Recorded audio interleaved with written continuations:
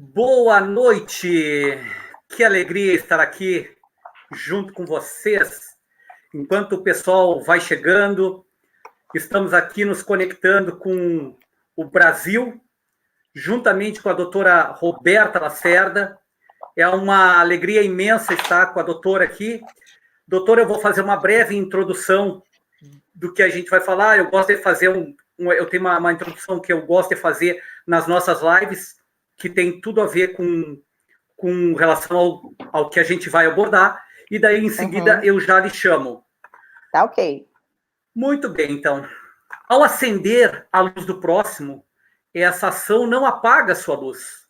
Portanto, seja luz para as pessoas que você se relaciona. Então reflita hoje, agora, a partir de agora, a vida de quem você vai iluminar e impactar positivamente hoje, a partir de agora. O mais importante é que você saiba que a cada boa ação que você pratica é uma luz que você cria em torno dos seus próprios passos. Lembre-se, aquele que der o melhor de si para viver na sua época, viverá para todas as épocas. Um dia, todo ser humano, sem exceção, vai ter que se olhar no espelho e responder questões como estas. Durante toda a sua vida, por que você fez o que fez? Por que você fez o que fez do modo que fez?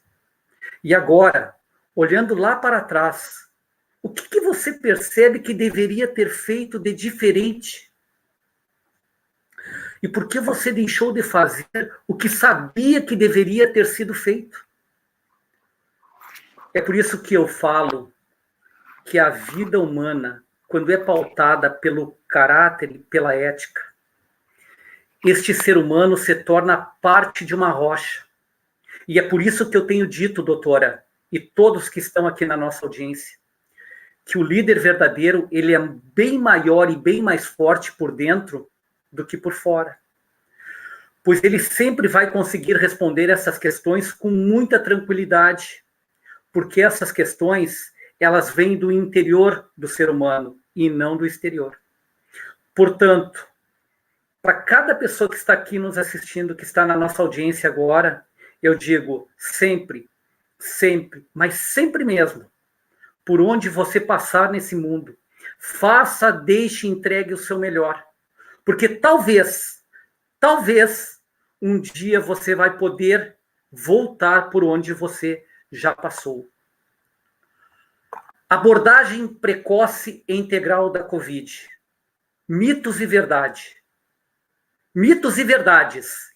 Esse é o tema da nossa live de hoje. E quem está junto com a gente é a doutora Roberta Lacerda.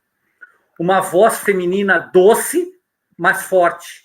E tem gerado um valor inestimável para essa causa. Doutora, muito boa noite, e eu já lhe chamo para a senhora dar o seu boa noite. Eu quero iniciar aqui dando boa noite, entregando boa noite para a senhora de parte da nossa audiência agora. Então aqui eu vou lhe dar alguns boa noites aqui. A dona Odila, muito boa noite. Adenir Lacerda, boa noite. Cida Barcelos, boa noite. Giovanni Martini, meu querido amigo, está com a sua família.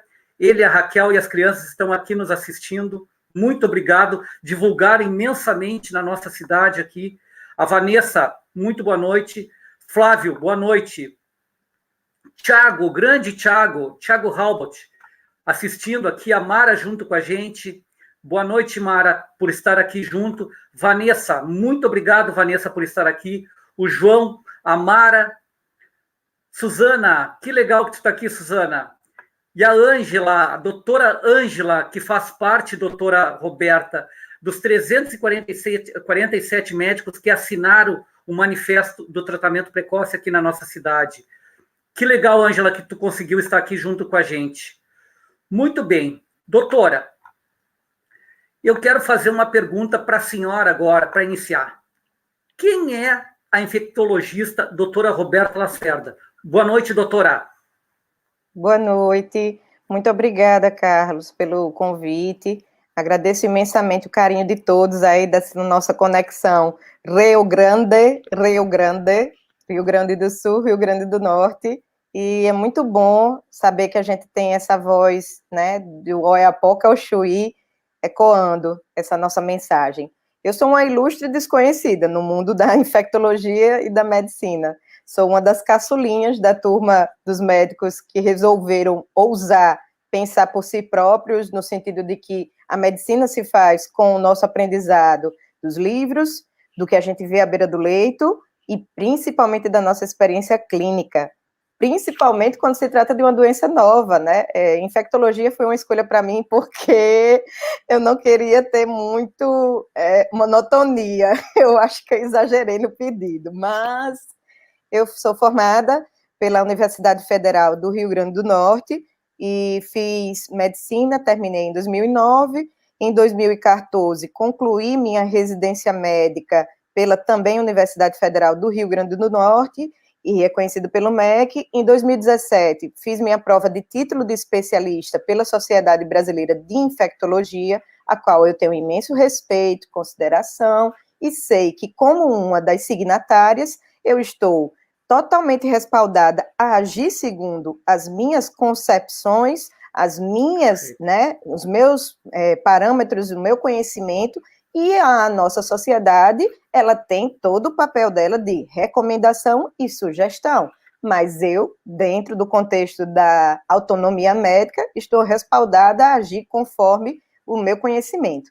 E, inclusive, pelo CFM, né, a nota 04/2020, o Tratado de Helsinki, que versa sobre bioética, ética em pesquisa, a necessidade de você, em meio a situações extremas de pandemia como é essa, de grave ameaça de saúde pública, com tantos desdobramentos econômicos, sociais, políticos e geopolíticos, a gente está respaldado sim a agir com as melhores evidências que estão à nossa disposição, da melhor forma custo-efetiva para a população como estratégia de saúde pública, porque essa é a forma de se alcançar. Lembrando que mais de 80% dos brasileiros usam o SUS, né? Ele é nosso. Exato.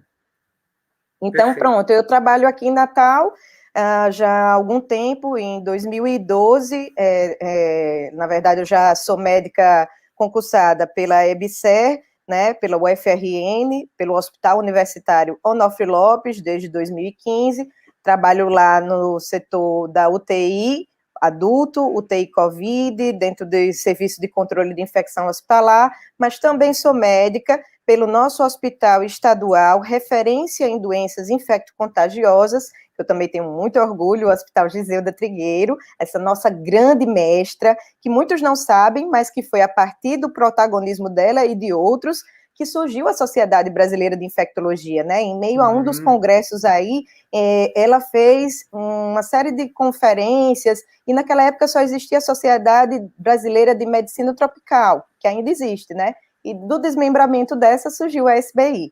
E essa escola de Giseuda Trigueiro nos ensina isso, que o paciente é quem se salva. Independente do médico, do medicamento, a gente vai trazer alternativas que vão ajudar a conduzir. Ninguém vai discutir medicina, qualquer que seja o tratamento precoce ou tardio, e na medicina a gente sempre, né, busca o precoce, porque sabe que bata forte e bata rápido, a gente tem que destruir o inimigo desde o início, na infectologia é assim, pelo menos.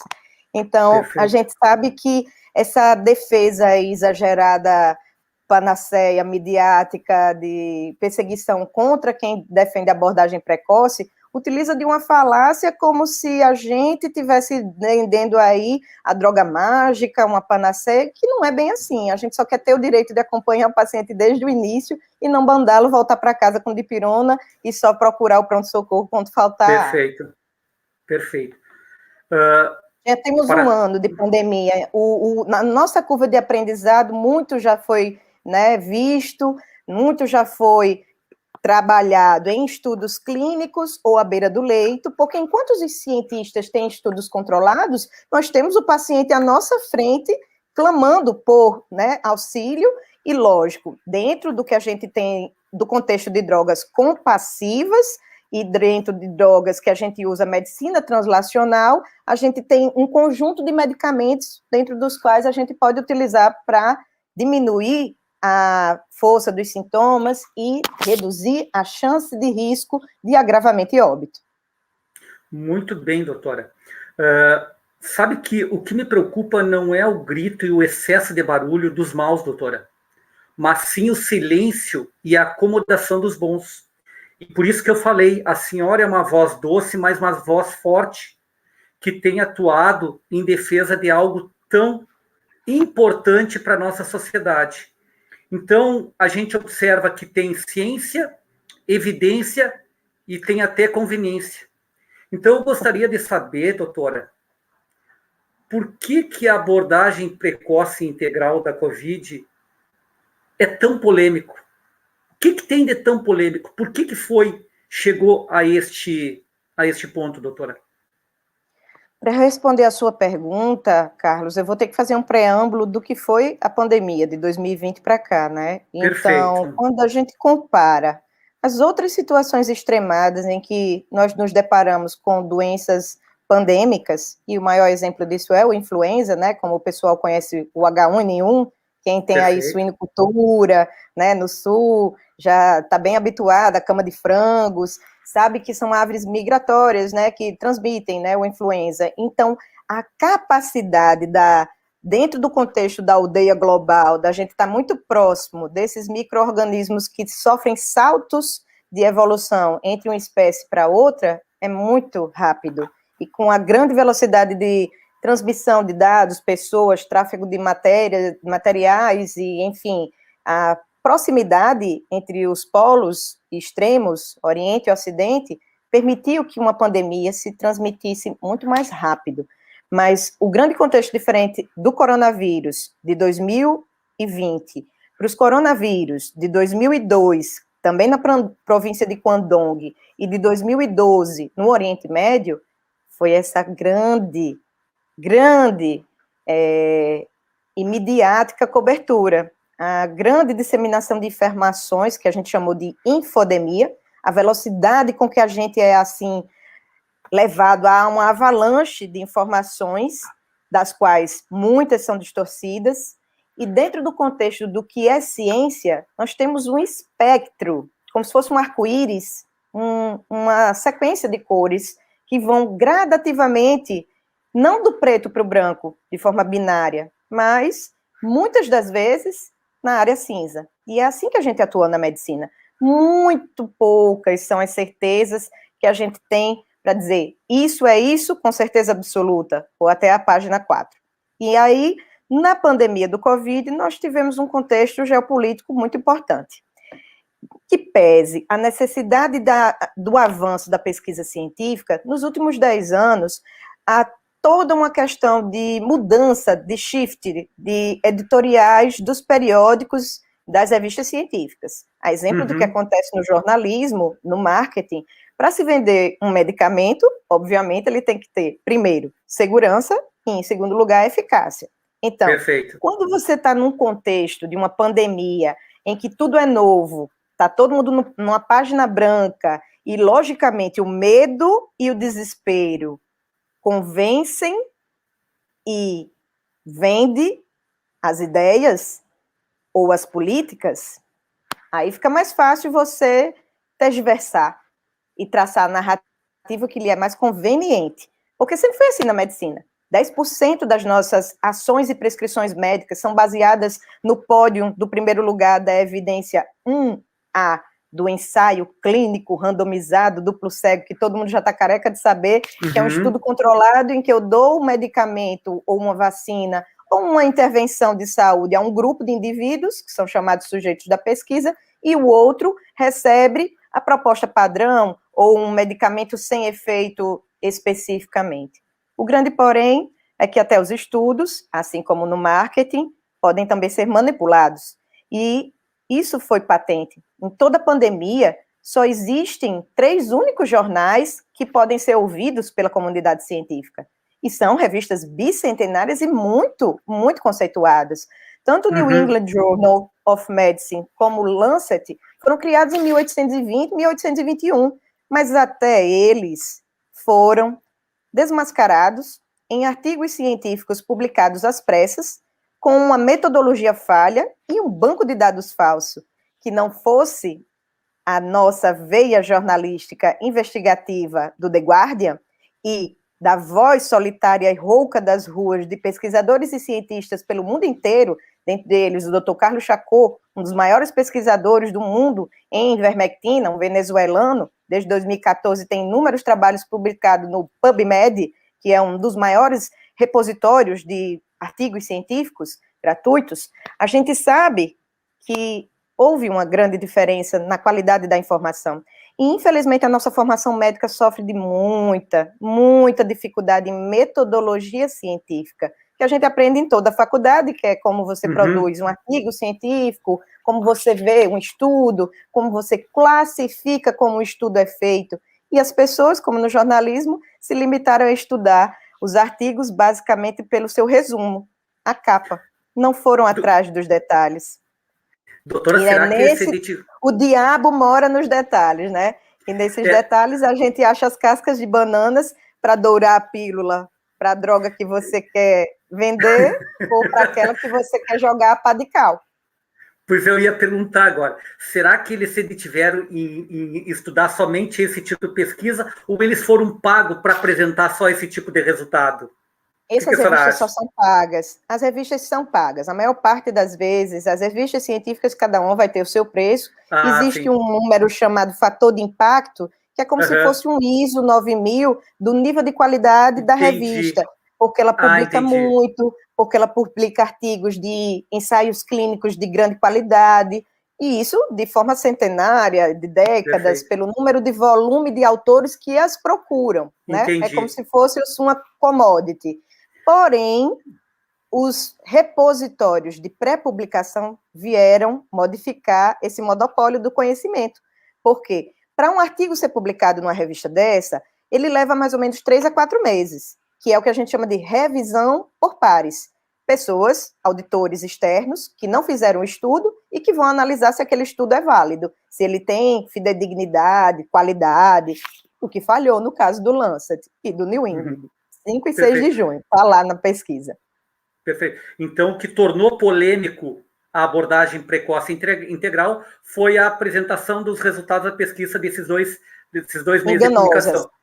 Pesquisas enganosas, pesquisas enviesadas, e vou dar um outro exemplo, um outro artigo, também muito difundido, e o que é estranho é isso, tanto o JAMA, Journal of American Medical Association, o New England e o Lancet foram campeões em publicar artigos que negavam a eficácia de medicamentos reposicionados e que, surpreendentemente, não tinham patente e não iam levar nenhum tipo de cifra para nenhuma indústria farmacêutica. Do contrário, os medicamentos que foram incensados com eficácia são aqueles com patentes e que a indústria farmacêutica está agora divulgando aí como uma panaceia para medicamentos de anticorpos monoclonais que podem ser utilizados num grupo muito específico da população de alto risco para desenvolver Covid dentro dos 10 primeiros dias de doença, porém a um custo de R$12 mil. Muito bem. Doutora, deixa eu ver aqui se eu vou lhe falar corretamente dessa, a senhora corrige para a senhora me dar o exato. Tá? Feedback. Eu tenho uma informação que o doutor Zelenko, que é um americano, e o outro doutor é um doutor francês, se eu não me engano, é o Didier Raoult, né? Que eles dizem que a abordagem precoce integral resolve em até 92% dos casos. É isso mesmo, doutora? Estou correto nessa informação? Essa porcentagem varia um pouco, dependendo do tipo de abordagem que é feita, se é em pacientes hospitalizados ou se é pacientes internados, e principalmente pacientes ambulatoriais. Uma das grandes críticas que as pessoas fazem à abordagem precoce e ao nível das nossas evidências é um repositório chamado C19 Study, estudo em inglês, .com, que nada mais é do que apenas e tão somente um catálogo que normatiza todos os artigos que estão sendo usados em pesquisa, ainda em pré-publicação, ou já em revisão por pares, uns já publicados, é a minoria, infelizmente, porque interesses financeiros, dificuldades de editoriais, ou realmente porque são ensaios pequenos e que não tem a magnitude de um ensaio clínico randomizado financiado pelas grandes indústrias. Então, a crítica que eles fazem é que os estudos relacionados à ivermectina, à hidroxicloroquina, padecem do pódio número 1, do ensaio clínico randomizado. E qual é a quantidade grande de estudos que a gente tem desses medicamentos de ensaio 1A? Em pacientes internados.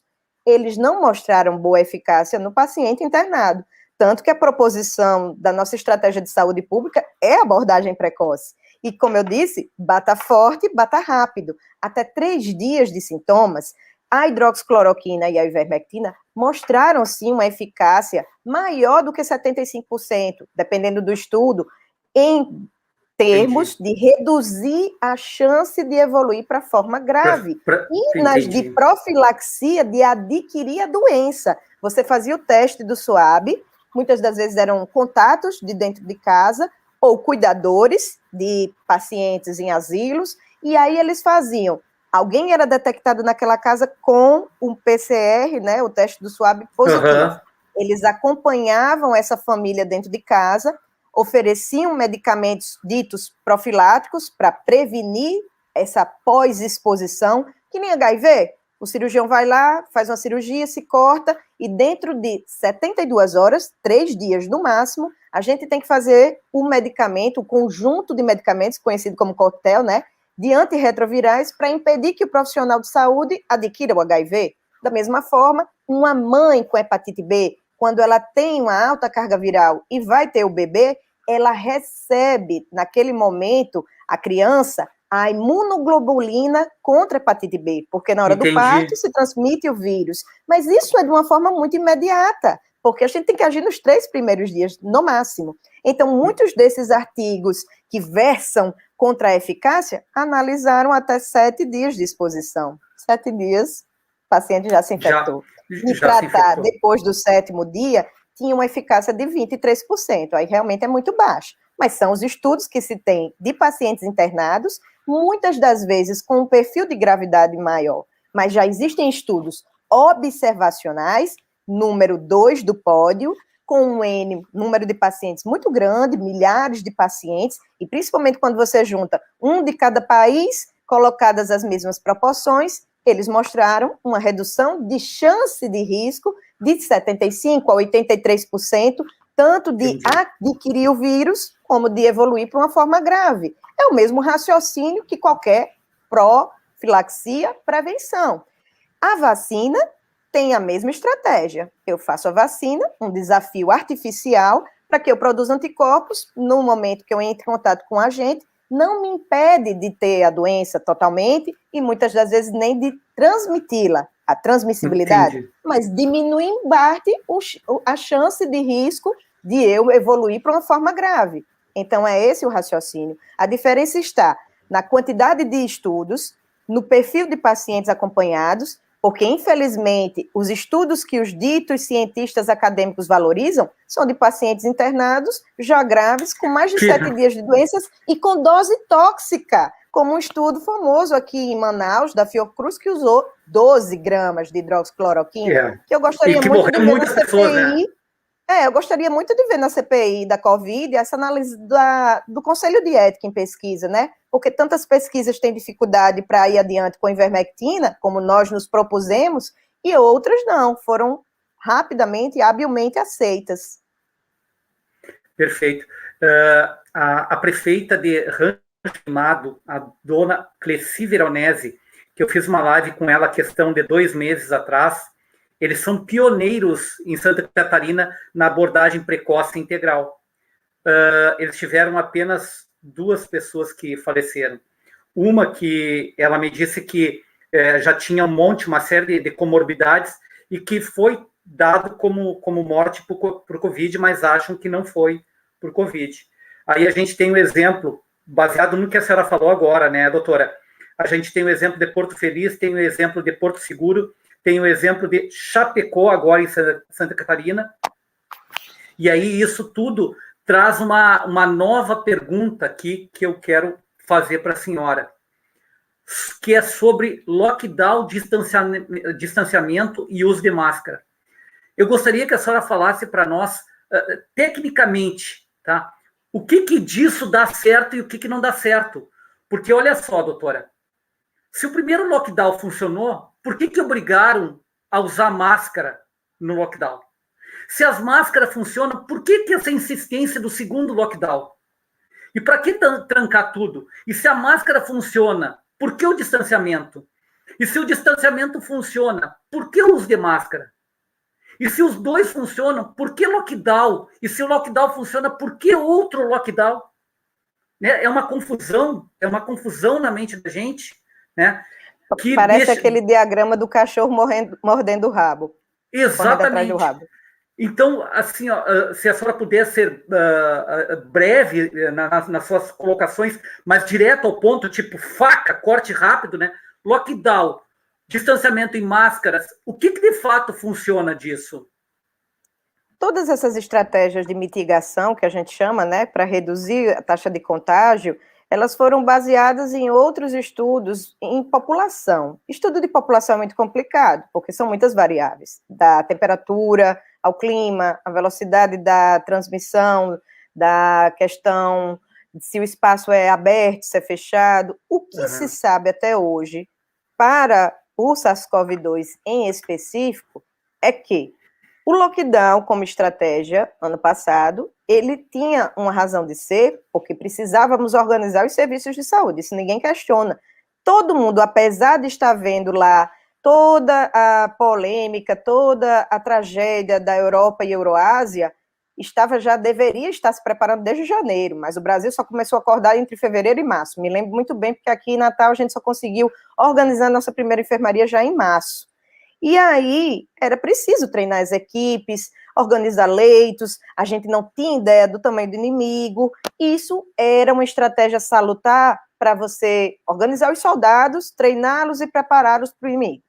Porém, a estratégia foi se prolongando, e as pessoas foram ganhando tempo com isso para estudar se isso modificava transmissão, R0, né, essa taxa de transmissibilidade. E houve um erro muito grave do Neil Ferguson, do Imperial College, que ele simulou esse cálculo matemático do quanto as pessoas deveriam ficar em isolamento, baseando-se de que o coronavírus iria se comportar como influenza, e não é bem assim. Em outros vírus, a gente sabe que uma pessoa transmite para 2, 3, 4, 6, em escala logarítmica, né? E no coronavírus, não, isso é muito errático. É como se fosse um mosaico, sabe o mosaico? Que você tem várias cores diferentes. Às vezes você tem um paciente que transmite muito, que é o super spreader, e outros que não transmitem muito. Mas ninguém vai saber de fato quem é esse e quem não é. Daí a estratégia do queijo suíço. Você tornar uma mobilidade mais ampla, em que as pessoas se distanciem, e diminuindo o contato com máscaras. Até então não se sabia se era só por gotículas ou transmissão por aerossóis. A diferença de um para o outro é que o aerossol é invisível e é uma micropartícula que ela não consegue ser retida senão por aquela máscara bem fechada de uso hospitalar, a N95 ou PFF2. Já o uso da máscara, de uma forma geral, vocês se lembram que a OMS ficou indo e voltando, porque também não é só usar a máscara, é educar as pessoas a utilizá-la, porque ela pode sim reter gotículas e partículas grandes, no sentido de que eu espirrar, tossir e falar alto, eu retenho uma pequena camada daquela quantidade de gotículas e evito transmitir para outra pessoa, porque se lembrem, nós já temos transmissão 48 horas antes dos sintomas. Então é salutar usar a máscara. Mas o que se tem de consenso é que se você está em estratégias de ampla mobilidade, espaços abertos, atividade física, você teoricamente não precisaria. Principalmente se você está correndo ao lado da pessoa com quem você convive dentro de casa. É isso que eu tenho falado. Esses são os pontos que eu comentei da área cinza, em que existe estratégias de saúde pública com respaldo biológico, epidemiológico, e aquelas por controle sanitário político. Político no sentido como controle social ou regra social, porque nem todo mundo vai aderir de forma igual, nem adivinhar quando vai sair de um local aberto para um local fechado. Então, é razoável as regras, é razoável ter o bom senso, mas é principalmente e mais eficiente saber que o distanciamento de 2 metros, o álcool gel, sabendo que tudo e as superfícies estão contaminadas o tempo todo, e principalmente a máscara para diminuir essa propagação das partículas maiores, já são o que a gente tem de evidência suficiente, que é suficiente. Quanto ao lockdown, tem um outro estudioso, que é o Dr. Michael Lewitt, um dos prêmios Nobel de Química, que estudou exatamente a dispersão aleatória de partículas, que na química é muito comum, e que ele previa que a curva de toda a pandemia seria uma curva exponencial em 8 semanas de subida e com uma queda progressivamente mais lenta. Se você puxar os dados de todos os estados brasileiros, como a gente vem sofrendo a presença agora das cepas mutantes em 2021, dependendo de cada estado, isso pode ter começado em novembro, outubro. O primeiro estado a detectar foi o grupo da doutora Cláudia Thompson, aí no Rio Grande do Sul, doutor Ricardo Zimmermann, entre outros, que detectaram a presença em esteio de cepas mutantes. E isso já mostrava que não era só em Manaus. Nós temos, como eu disse, uma grande mobilidade. E a presença das cepas mutantes foi verificada num estudo recente, publicado agora pelo grupo deles, e com o doutor Bruno Pamplona, Bruno Campelo, toda vida eu troco os dois, doutor Bruno Campelo, de Recife, que a pressão da cepa P1 entre outubro, novembro e dezembro, lá em Manaus, era de 24%. Quando você fazia um inquérito e investigava quantos porcentos de cepa mutante eu tenho circulando.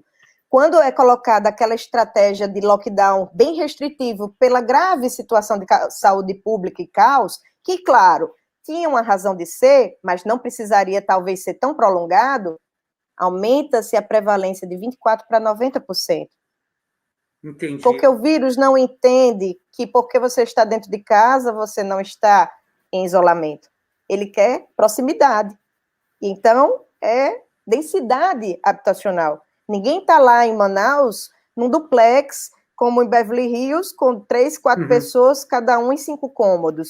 São 12, 13 pessoas em 2 cômodos, várias casas juntas, conurbadas, como aquelas casinhas com puxadinho no quintal, em que todo mundo vai se reunir na hora de se alimentar sem máscara.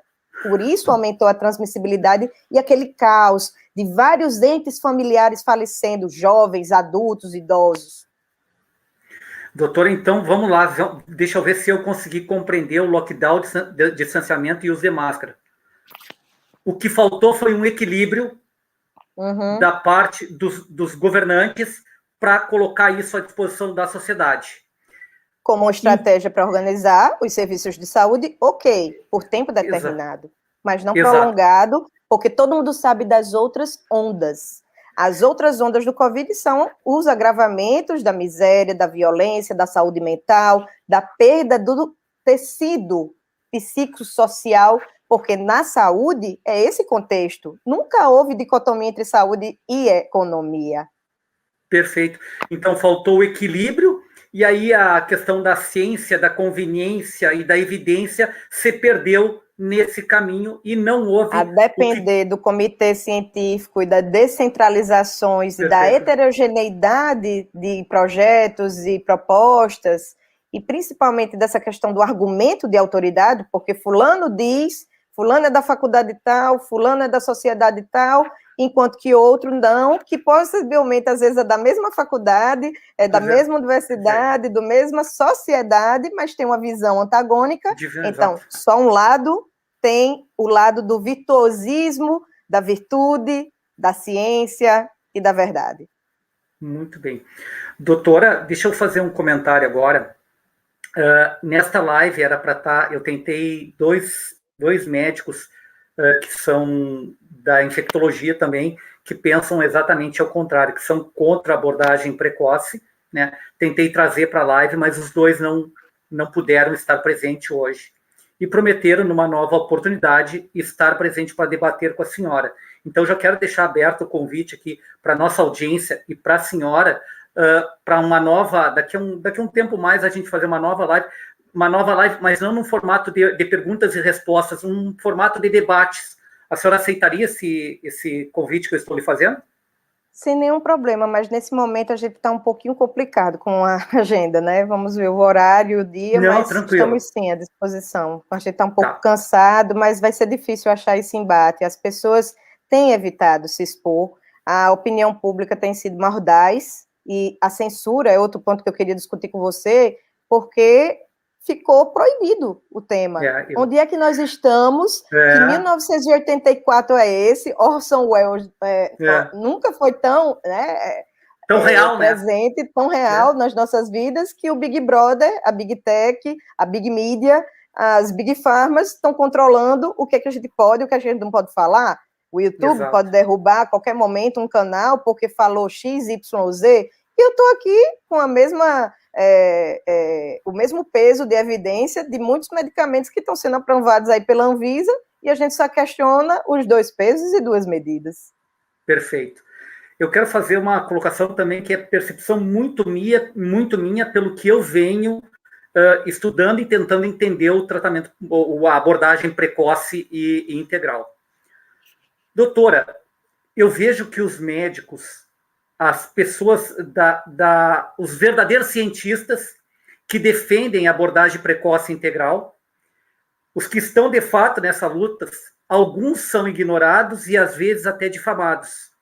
Então, esta minha percepção é que vocês contam apenas com a sociedade civil, quando a sociedade civil está organizada.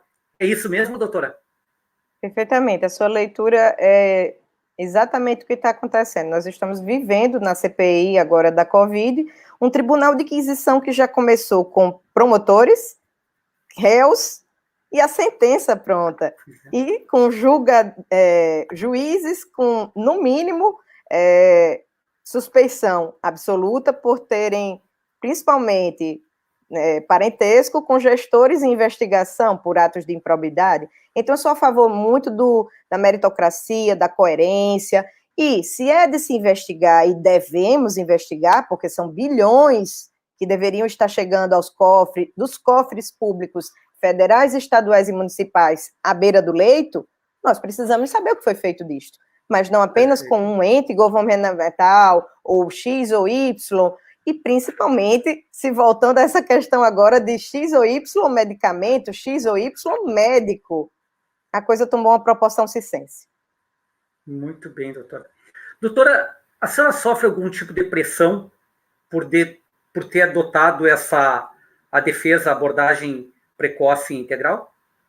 Sim, muitos médicos, né? E principalmente os que se colocaram de forma pública, têm cerceado seu espaço nos hospitais, prescrições que são desrespeitadas, para não falar do escárnio, da ridicularização, da chacota, que isso é o de menos, é algo que vai depender da resiliência, da espiritualidade de cada um. Eu só peço o respeito, a dignidade e, principalmente, a minha autonomia médica. Eu não estou infringindo nenhum dos preceitos de ética médica quando eu tenho como estratégia acompanhar o meu paciente desde o início, solicitar alguns exames, verificar quais são as condições de saúde dele, que doenças que ele tem, alergias, medicamentos, e estudando esse contexto, não tratando o COVID de seu João, mas seu João com COVID, fazendo uma escolha racional. Entendi. Dentro de uma cartela de 12 opções terapêuticas, a depender da primeira ou segunda semana, sem perder de vista este paciente, porque o que se tem como assassinato de reputação atualmente é o famoso médico bolsonarista, médico negacionista, com rótulos, como se essa pessoa fosse digna de pseudociência, porque ela tem uma visão baseada em outros estudos, mas que quando a gente coloca para analisar aqui, eu já comentei aqui, estudos fraudulentos que douram uma pílula para um lado, estudos fraudulentos que colocam a pá de cal sobre outros, estudos que enaltecem drogas caras, que cursam com eficácia, porém pouca segurança. Então, isso tudo é questionável, sim, não tem isso. Toda manchete de jornal, quando bate na tecla do tratamento precoce ou, pejorativamente, kit COVID, que eu não gosto desse termo, não admito e não assimilo, porque eu penso e raciocino no que eu vou aplicar para o meu paciente, quer seja medicamentos da primeira ou da segunda semana, quem faz kit é quem segue protocolo receita de bolo do Recovery Perfeito. e do Codex, que está usando doses homeopáticas de corticoide e por isso está aí assimilando péssimas taxas de letalidade nas suas UTIs. Porque desde muito tempo a gente vem avisando que o corticoide mais potente nas UTIs é a metilprednisolona. Mas, claro, ela não foi vendida no jornal de circulação maior e as pessoas só leem a capa dos jornais, né? Não sabem ler artigo científico, não sabem o que é número necessário para tratar. Você é empresário, não é? Isso. Se você tivesse que vender um produto que você, digamos, marketing, se eu tivesse que fazer 5 anúncios para atingir o meu público e no outro eu tivesse que fazer 20, você escolheria que estratégia? A do 20, né? Não, com 5 anúncios eu consigo atingir o meu público. Ah, tá, entendi. E no outro, com 20, eu consigo atingir o mesmo público. Exatamente, faria com 5, né? Isso é o que a gente chama de número necessário para tratar. É o que fala a eficácia de um medicamento. E quando a gente junta os 5 maiores ensaios clínicos randomizados, duplo cego, placebo controlado, em situação de UTI, analisando dexametasona, metilprednisolona e hidrocortisona, 3 corticoides muito utilizados em terapia intensiva, a metilprednisolona tem 7. E o do dexametasona em torno de 15, 18, 20. Por isso que se diz, e eles propagam tanto, que não se deve fazer dexametasona em pacientes ambulatoriais, porque realmente ela não prestou com eficácia nesse grupo de pacientes. Mas se você fizer um outro tipo de medicamento, ainda na fase quando falta o paciente, não chega a ter falta de ar, mas está inflamado, que é entre o 5º, 8º dia, 7º dia, que ele começa a apresentar como se fosse um quadro de dengue misturado com chikungunya, dor no corpo, calafrio, falta de fome, de apetite, quer ficar largado na cama. Isso é sinal de tempestade inflamatória, que o pulmão já está sendo comprometido. O maior erro dessa pandemia foi ter mandado para casa sem que o paciente tivesse orientação de observar sinais de alarme. Não tem problema você mandar para casa com o que quer que você entenda que o paciente deva ou não tomar, dentro do seu julgamento clínico. Não me entenda mal. O meu erro na pandemia, como classe médica, é não ter estruturado um score de gravidade. Como a gente tem para dengue, sinais de alarme, qual é o sintoma que o paciente não pode deixar passar batido, que ele deve retornar para reavaliar? Todo mundo só bateu na tecla da falta de ar. Falta de ar, todo mundo já sabe desde o ano passado que existe um fenômeno chamado hipóxia silenciosa. O que é esse nome difícil? É você ser um peixe fora d'água que não está percebendo que está se afogando, porque os trombos no pulmão são tão minúsculos e pequenos, e ele é tão versátil, tão elástico, tão complacente, como a gente chama, que vai demorar muito para você perceber no seu centro de respiração do cérebro que você está com falta de ar. Até o oxímetro engana. Essa cepa nova é tão virulenta, principalmente no jovem, que você está saturando 95, não é abaixo de 94, como dizem as cátedras científicas, e quando você pega e flagra uma tomografia, esse paciente já tem 50% do comprometimento, porque as cepas variantes estão mais violentas, e é por isso que a gente está tendo maior letalidade em todos os estados, independente de tratamento ou abordagem precoce. Se eu não conseguir identificar esse paciente no sinal de alarme para possibilitar um tratamento com anticoagulantes e corticoides no momento correto e na dose correta, esse paciente, inexoravelmente, sem ter nem que, pela história natural da doença, vai agravar, vai chegar pré-tubo, e é por isso que a taxa de letalidade em UTI entubado é de cada 10 que entubam, 8 morrem. Nossa, 80%. Nossa. Doutora, aqui em Santa Maria, mais de 300 médicos se uniram e fizeram um manifesto defendendo a abordagem abordagem precoce integral. E algumas dessas... que eu tenho desse sul do Brasil. e algumas dessas doutoras estão na live. A doutora Viviane está aqui com a gente, a doutora Ângela está aqui. Eu acredito que o doutor João Etur também está aqui. A doutora Viviane já fez alguns comentários, depois a senhora vai ver na gravação, né? Eu a estou doutora vendo, eles Viviane. estão já respondendo sobre as questões da falácia da E, hepatotoxicidade. Se você quiser, a gente pode exata, acrescentar qualquer coisa. isso. Então, eu quero agradecer eles, né, a doutora Viviane aí, ó. Ela está dizendo que todos são protagonistas. Parabéns, doutora. Eu quero, Todos são heróis no sentido de dar as mãos e fazer o que é digno na medicina. A isso aí. medicina é a irmã da Caritas. A gente está ali Isso. ao lado do paciente. Quando não é possível curar, é possível cuidar. Exatamente. E aí, doutora, eu quero então E ninguém agradecer está vendendo droga mágica.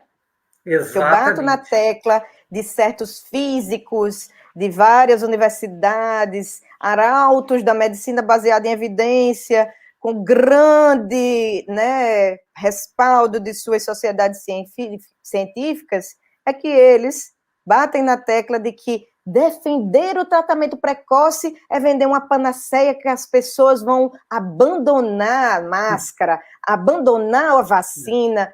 Ninguém nunca disse isso. Nós somos os mais coerentes nessa história. Eu defendo vacina, eu defendo distanciamento, eu defendo máscara, mas tudo com equilíbrio, racionalidade e aplicabilidade. Muito bem, então quero agradecer elas por estarem presentes com a gente. Ó, prazer, doutora Roberta Lacerda, orgulho de te ver nessa live aqui na minha cidade. Obrigado, doutora Viviane. Então, muito obrigada a essas. Eu agradeço muito a elas, a esses médicos, né?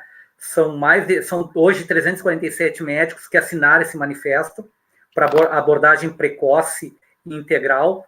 E eu criei, doutora, um abaixo-assinado aqui na cidade de apoio a esses médicos, né?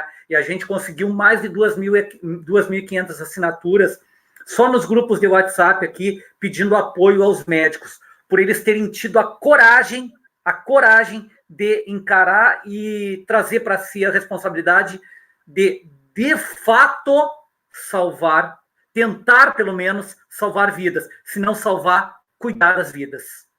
Então, obrigado. Ninguém está oferecendo, né, uma panaceia no sentido assim de que vamos curar, vamos resolver. É uma redução de risco.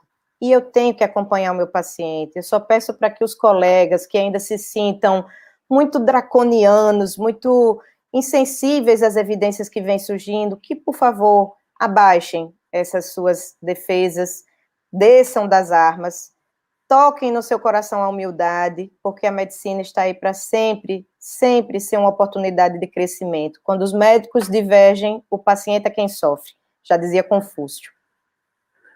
Como eu falei no início, é uma voz doce, mas uma voz forte nesta causa. Obrigado por essa sua fala, doutora. Doutora, a senhora esteve, e a senhora esteve junto com o doutor Ricardo Zimmermann naqueles ensaios lá em... Não, a senhora só acompanhou... Nunca tive oportunidade, seria um prazer muito grande, né? Nós tivemos conhecimento, debatemos em fóruns nacionais, web meetings, vi a transmissão, né, dos dados, dos estudos, mas não participei, realmente. É até um erro de julgamento das pessoas. Infelizmente, eu nunca consegui empreender a minha pesquisa para a COVID. A gente tinha um projeto de pesquisa para a ivermectina profilática, mas não avançou, dadas as dificuldades, muitas vezes, de dificuldades metodológicas, financiamento, aprovação do Conselho de Ética em Pesquisa, e aqui em Natal houve até muitas dificuldades de empreender essa pesquisa, porque a partir de um determinado momento, historicamente, aí em meados de fevereiro, maio, o próprio Ceará já fazendo muito tipo de estudo com esse tipo de medicamento, a gente começou a perceber que a gente iria perder vidas, porque a gente já tinha uma evidência de segurança pelos anos que a gente usava, não era um uso irrestrito, seria um uso com acompanhamento médico, então nós apoiamos a institucionalização desse protocolo pela Secretaria Municipal de Natal, independente, né, vários médicos, infectologistas, de várias especialidades, e aqui em Natal nós tivemos esse consenso entre a Associação Médica do Rio Grande do Norte, com o respaldo também do nosso CRM, no sentido de que não havia nada que ferisse a ética, apenas o anseio de se permitir a autonomia médica para que, mediante a avaliação e julgamento do médico, ele fizesse o uso da proposição da profilaxia. Isso maculou alguns brios, foi difícil e a gente não conseguiu empreender essa pesquisa, mas teria sido muito válida também, e eu acho que ainda hoje ela vale a pena de ser feita. Eu conclamo todos os colegas do Brasil inteiro para a gente tentar fazer um projeto nacional nesse sentido. A gente precisa construir essa evidência para não ficar só nessa questão de falar por cima, minha experiência, conversa da comadre, da vizinha, e que é importante o relato do paciente, a nossa experiência clínica, mas quando a gente coloca isso plotado em dados, fica mais respaldado. Doutora, veio uma pergunta no meu WhatsApp aqui. Se for, por acaso, for uma pegadinha, a senhora não precisa me responder, tá? Porque chegou aqui, não tá... Não é consulta, não posso falar dose de jeito nenhum. É que, assim, ó, será que existe uma orientação da indústria farmacêutica para que seja negado a abordagem precoce e integral? Assim, é um pensamento um pouco bem incisivo, mas seria inocente pensar que não existem meandros e interesses. Eu vou responder com a indústria do tabaco. É bem sabido na história da medicina que na década de 70, um grupo de pesquisadores e oncologistas, principalmente, começou a observar que pacientes começaram a apresentar um aumento na incidência de câncer de pulmão e que, quando foram analisar os dados, aquela história da experiência clínica, o que os seus olhos veem, é o que o William Osler, um dos grandes médicos clínicos, nos ensinam. Deixe a caneta ser sua escrava, não sua mestra. Acredite no que o paciente está lhe mostrando à beira-leito e faça você os dados, construa, né, as suas evidências.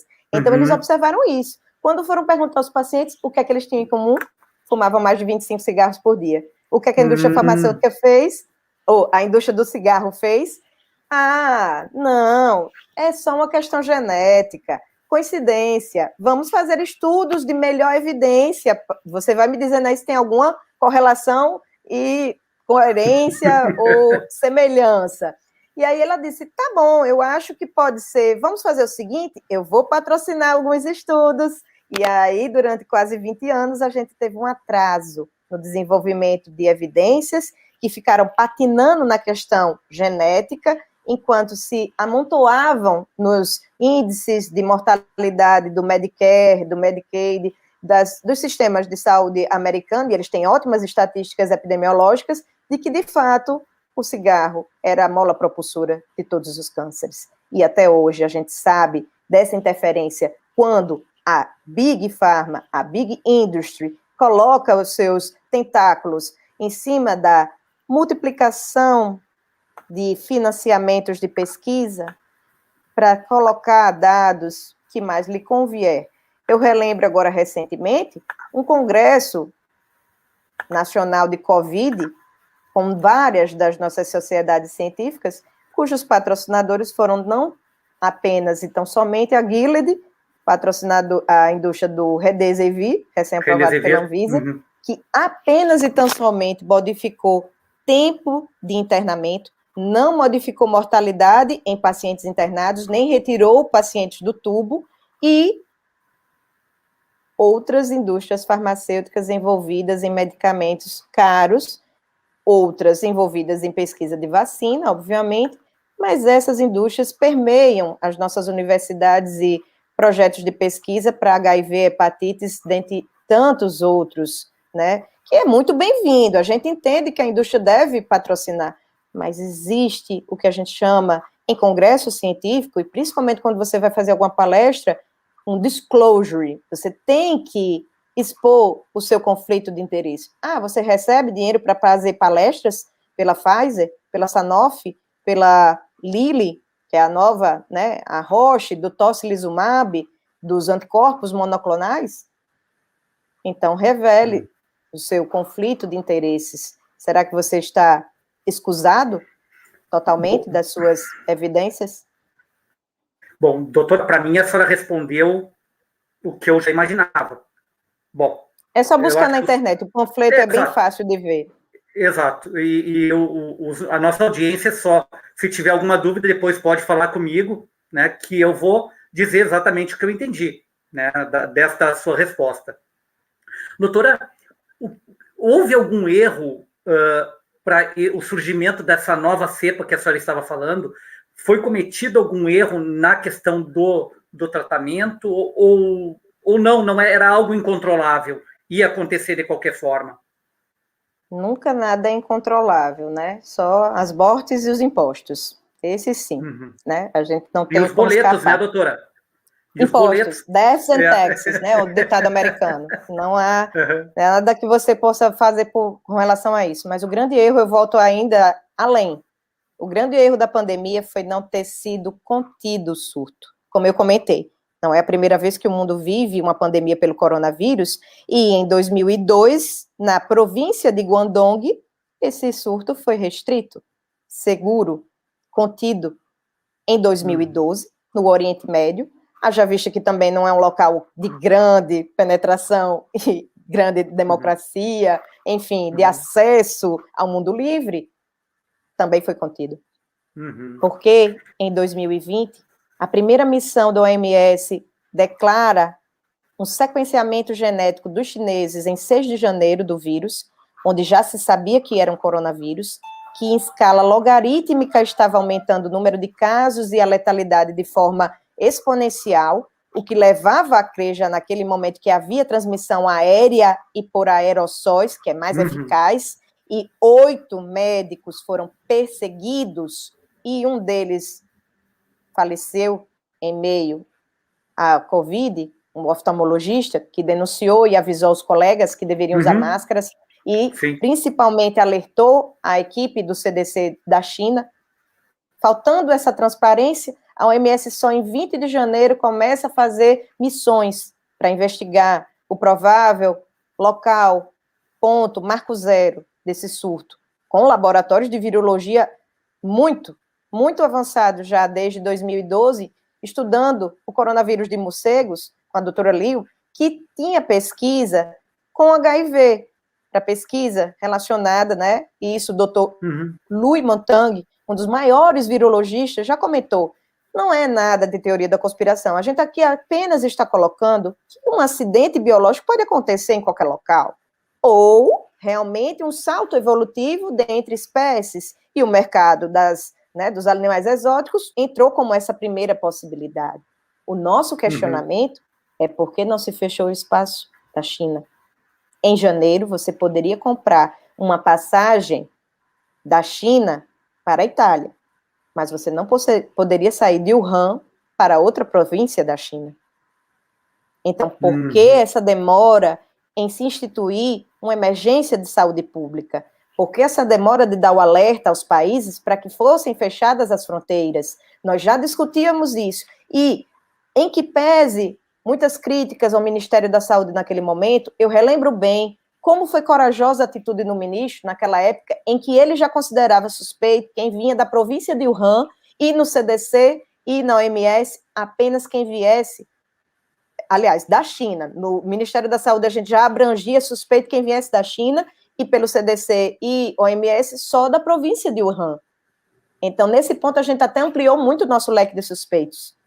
Nós repatriamos os nossos pacientes, os nossos compatriotas de lá.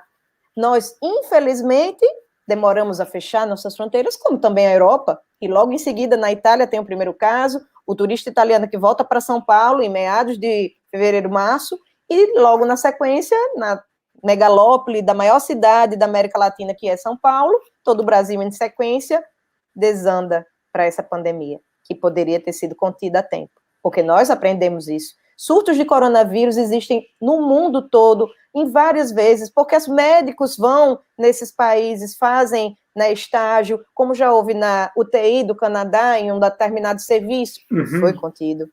Então, faltou estratégia de controle de infecção e biossegurança. E mais engraçado do que isso, é que a investigação deste surto e desse potencial porquê e como começou, foi concluído agora, em janeiro de 2021. Como é que você vai analisar um simples ar-condicionado de um laboratório um ano depois? Qual é a transparência que você pode garantir de um país desse? Nossa Senhora.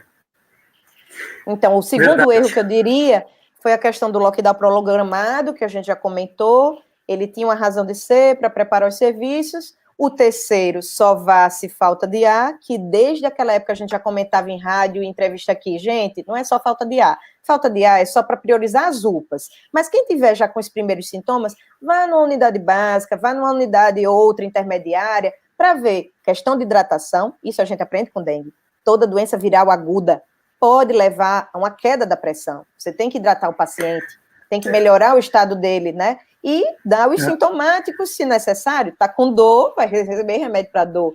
Mas esse momento de dizer, ficou impregnado, só vá se falta de ar. E até hoje, muitos jovens, por não se saber doentes, que é onde eu iria entrar depois do perfil de maior letalidade no jovem, quando identificar os sinais de alarme para procurar o serviço, está levando essa maior letalidade no jovem.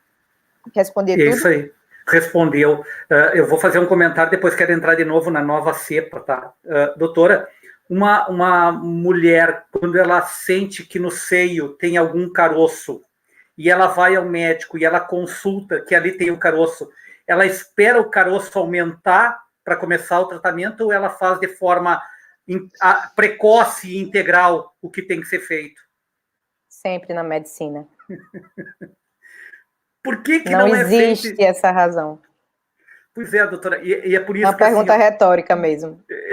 A senhora entende? Por que às vezes acaba até eu ficando irritado? Segue ao bom senso. Exato, exato.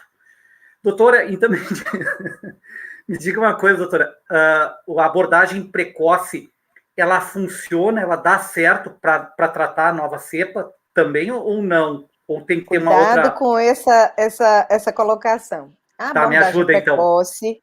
Não, a abordagem precoce é você ver o paciente desde os primeiros sintomas, identificar fatores de risco, iniciar medicamentos na primeira semana que reduzem a carga viral, porque o raciocínio é esse. Toda doença infecciosa tem que ser tratada de imediato, porque funciona assim. O vírus, ou bactéria, ou fungo se multiplica, depois, passada essa fase, tem uma fase de lesão tecidual, seja por ação direta do vírus, ação direta de toxinas, ou como no caso do SARS-CoV, proteínas do vírus estimulam a resposta do corpo contra o próprio corpo. É o que acontece na segunda fase. Os críticos do tratamento precoce ou do kit COVID dizem que a gente empurra 2 medicações, manda o paciente para casa e ele depois agrava. Independente daí de ter cepa nova, mutante, o que a gente entende é que tem que entrar com estratégias armadas já nessa segunda semana, antes de faltar o ar, porque tudo quando falta o ar, perde-se muito a eficácia. Como eu falei dos 80% de letalidade depois do tubo.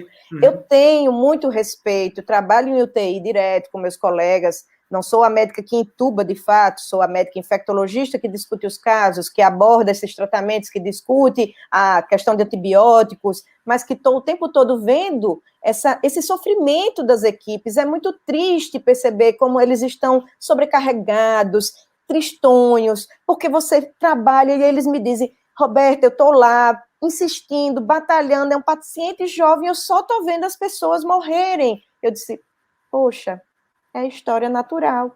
Eles estão chegando já muito graves, muito tarde. Depois do 7º dia, pouco ou quase nada a gente pode fazer. É chegar com estrago já de mais de 70% de comprometimento do pulmão. E aí o desafio da cepa mutante. A cepa variante, ela tem maior carga viral, e quem se multiplica mais, inflama mais e trombosa mais. E aí é que está a questão de você tratar com racionalidade, com escolha individualizada, o melhor momento e a melhor dose dos medicamentos, que são vários. Então, com a nova cepa, tem que fazer abordagem precoce.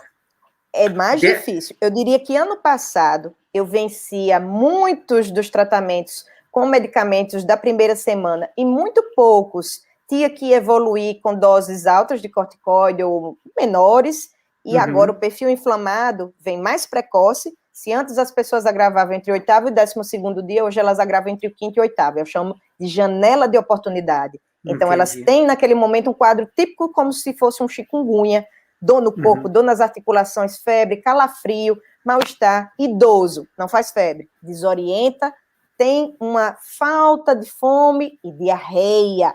O jovem começa com dor de cabeça e dor na região lombar, o finalzinho da coluna. Algumas vezes, eu recentemente passei também por uma situação dessa de Covid, e era muita dor de cabeça e muita dor lombar, parecia dor do parto. Eu digo, meu Deus, 2 meninos, eu não tive um trabalho de parto desse. mas as pessoas não se percebem doentes, porque estão cansadas, trabalham demais, sobrecarga, mãe, menino, trabalho, e aí você diz, não, eu não dormi bem, é o estresse da televisão, que só leva à depressão, desligue a televisão. Não adianta reclamar da velha mídia e continuar dando audiência.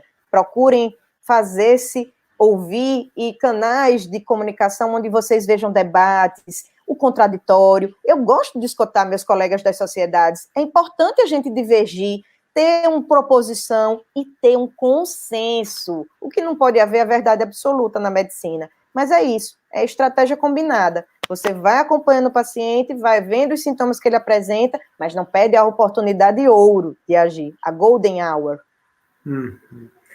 Doutora, eu não sei se a senhora tem os dados, por exemplo, quantas pessoas a senhora tratou com abordagem precoce, quantos se curaram? Compilado ainda não, eu estou terminando de fazer isso, porque como eu não faço projeto de pesquisa PSI, a gente faz telemedicina, não tenho consultório privado, o pessoal pergunta muito, tratei muitos colegas, amigos, familiares, minha família é grande, do meu marido também, muitos idosos, o pessoal costuma fazer uma crítica, né? Vocês tratam e melhora porque tinha que melhorar, 80% vai ter forma leve, e o que está acontecendo com a letalidade em São Paulo, de pacientes jovens?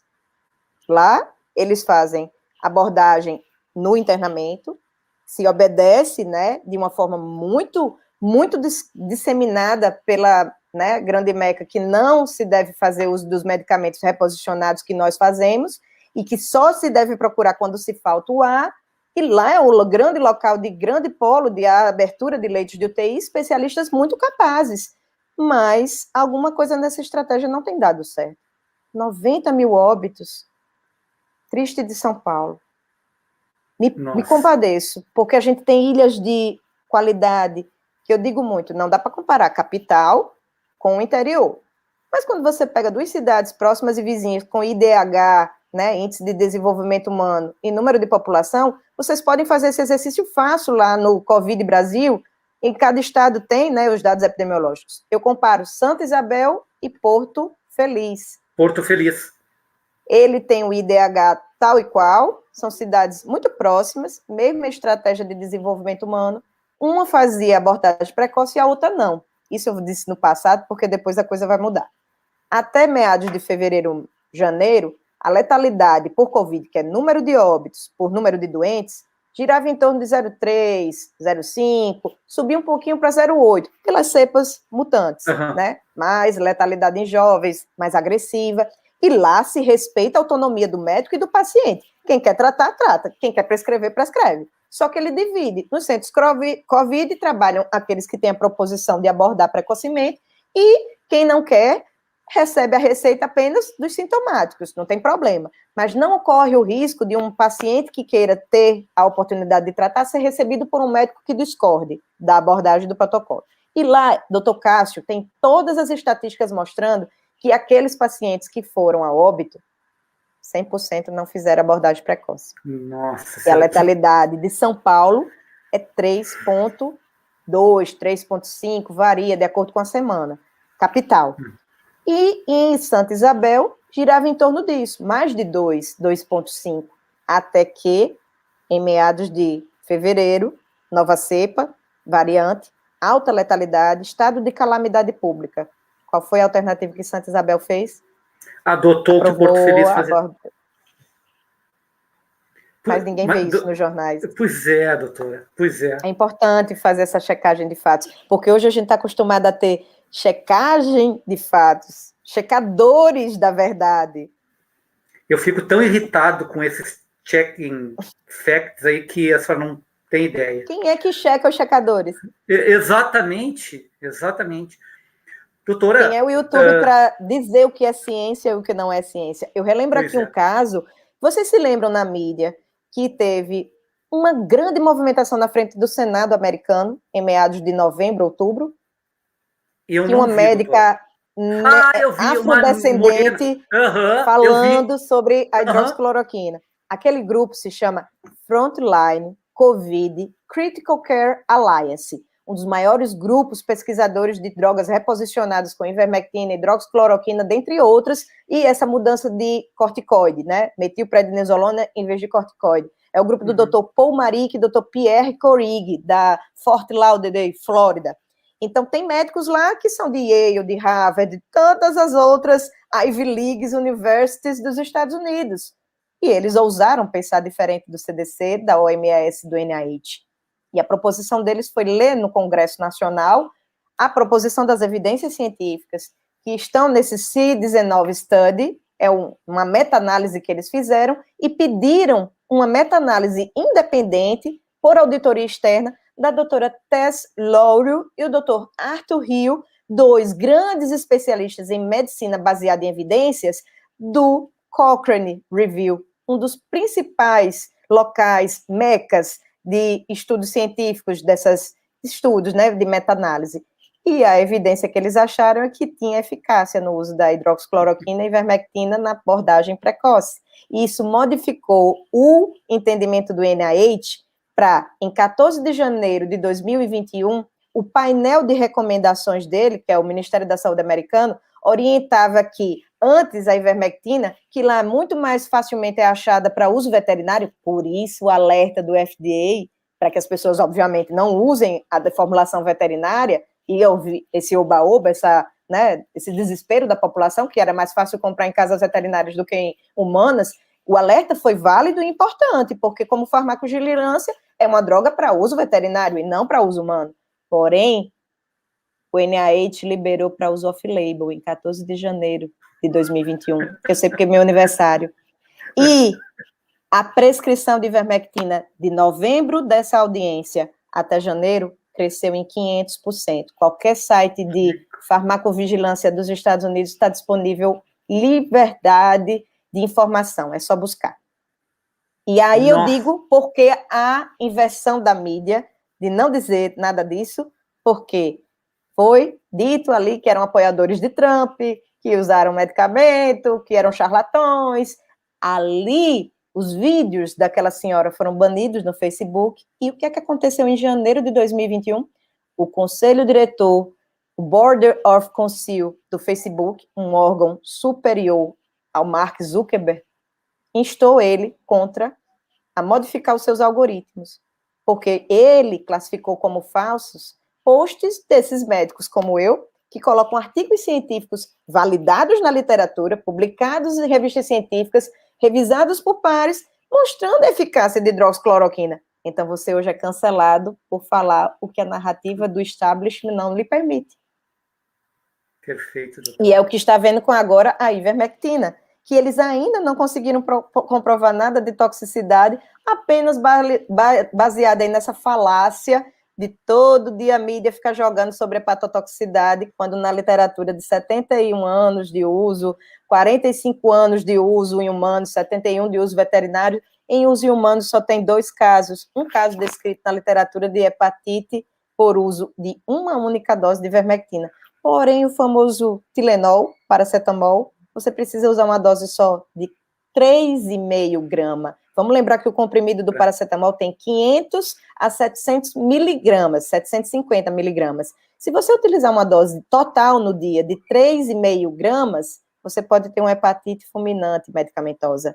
Mas isso ninguém fala. E no LiverTox, LiverTox é um dos grandes sites de pesquisa de toxicidade por medicamentos. Ele é a primeira droga. A ivermectina nem consta, é pouco usual.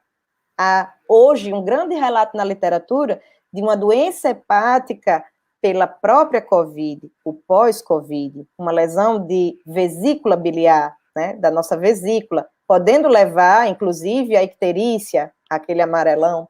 Então, esses casos que estão sendo investigados 3 meses após o uso da ivermectina, muito provavelmente são doença associada pós-COVID, já está descrito na literatura. Mas lê quem quer, faz a narrativa quem quer, e hoje quem cria a história é a imprensa, como com a história desses outros factóides aí da morte da paciente que usou hidroxicloroquina inalatória 1 mês depois. Ninguém disse isso nos jornais. Você usar um medicamento por uso compassivo numa situação em que você não tem absolutamente nada para dar de oxigênio, onde nós ouvimos o relato aqui de pacientes de Manaus dizendo para os nossos colegas, olha, eu estava dividindo o catéter, aquele canudinho de oxigênio, com outro paciente do lado, sentado numa cadeira. Agradeço a Deus por estar aqui, necessidade, recebendo assistência, e você vai ficar olhando para essa pessoa e vendo ela morrer.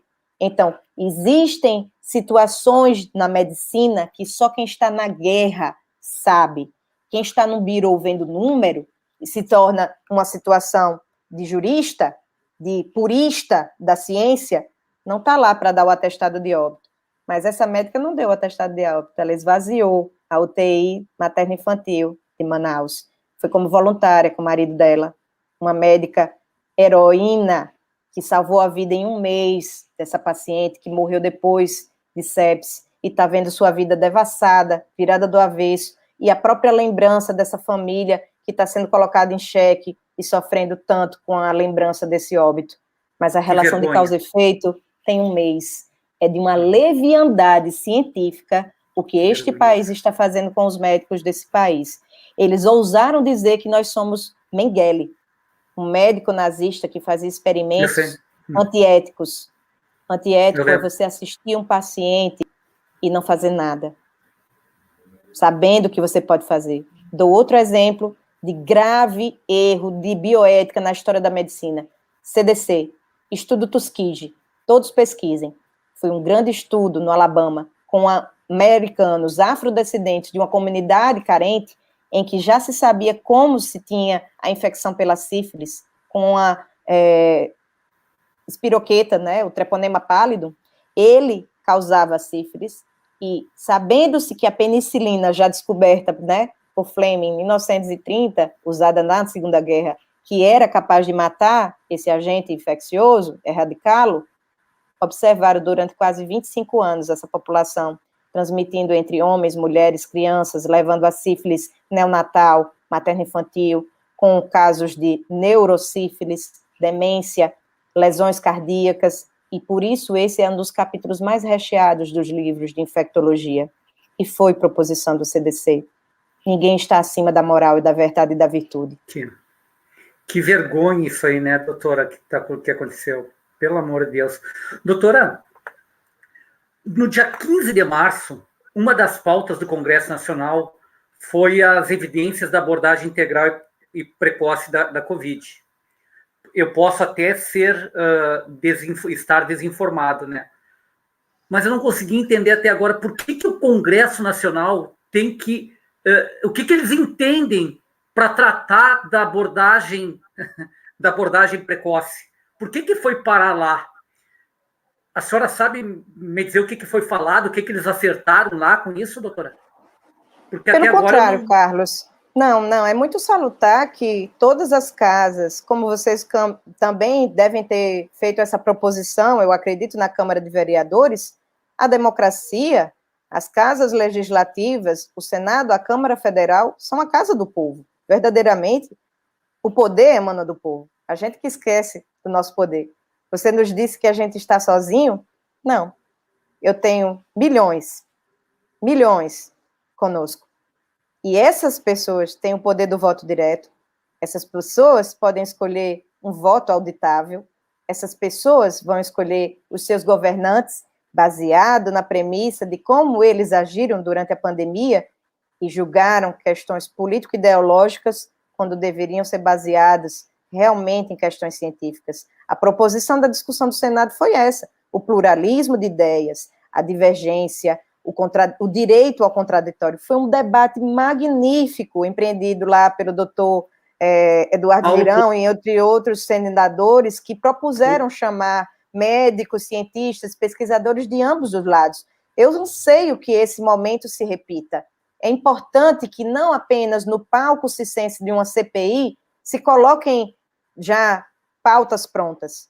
É preciso que o Ministério da Saúde tenha esse protagonismo de unir esses lados e propor discussões científicas, mostrando o que um traz, o que o outro traz, e uma via de consenso.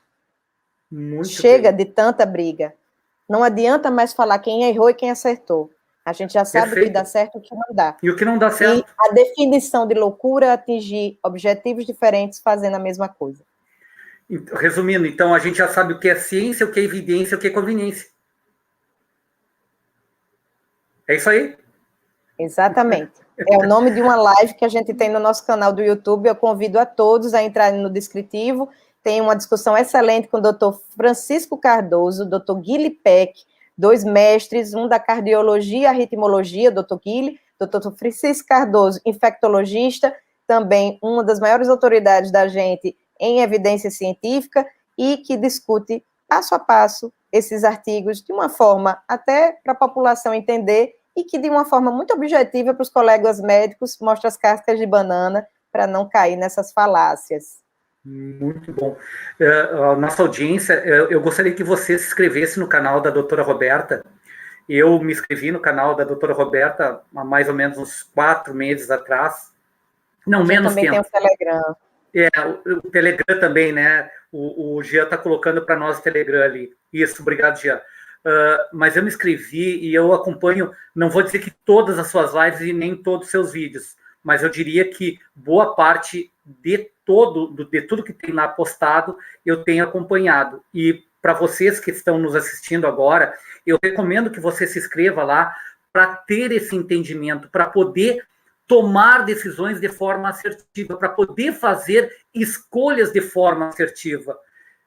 Por exemplo, muita das coisas que eu aprendi nesses últimos 12 meses foi escutando os dois lados. Quem aprovava a abordagem precoce e quem não abordava, né? Quem não aprovava. E aí, então, eu comecei a ver quem estava de um lado e quem estava do outro lado. Como um falava e como o outro falava. E o da doutora Roberta foi, para mim, muito esclarecedor, como muitos estão falando aqui, a senhora depois vai poder olhar também, doutora Roberta, que vai ficar salva. E teve uma pessoa que perguntou se a live vai ficar salva.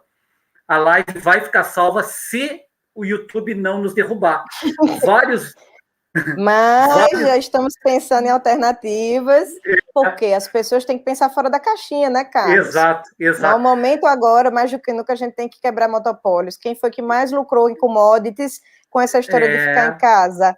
Quando você não tem oportunidade de sair para comprar, os pequenos comércios foram engolidos pelos grandes magazines online, e principalmente o divertimento foi tolhido e você tem que fazer tudo de casa. Exatamente. Vamos acordar um pouquinho, né? Exato. Então, assim, já existem plataformas independentes, a gente vai procurar. A verdade sempre transparece. Não existe só um canal da verdade, um único canal de streaming, um único canal de vídeo, um único canal de rede social. Perfeito. Então, assim, muitos dos seus vídeos, doutor, teve uns que foi na 98 FM que foram já derrubados. Estão todos salvos. Eu consegui salvar 3 que derrubaram e eu consegui salvar 3. Eu não entendo nada disso, mas tem muito anjo da guarda guardando tudo aí. Legal. Bom, doutora, nós estamos indo para o final da live, tá? Eu gostaria de saber da senhora com relação à troca de ministro da Saúde, tá? A saída do Pazuello e a entrada do Queiroga. O que mudou isso? Essa é uma pergunta. E a outra, doutora, que ela não veio de ninguém. É minha essa pergunta para a senhora, tá? Por que vocês não enfrentaram os ministros de saúde para colocar isso?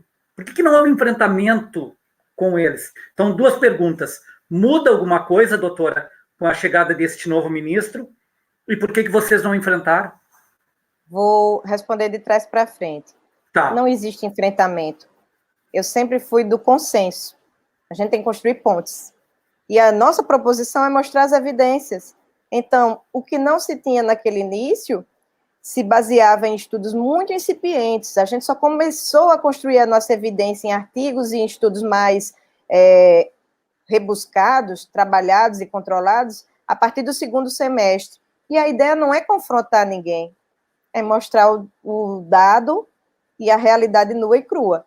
Eu tenho as melhores expectativas de todos os ministros da saúde, porque a nossa proposição é apenas querer ser ouvido. Então, todos os que vierem serão bem-vindos.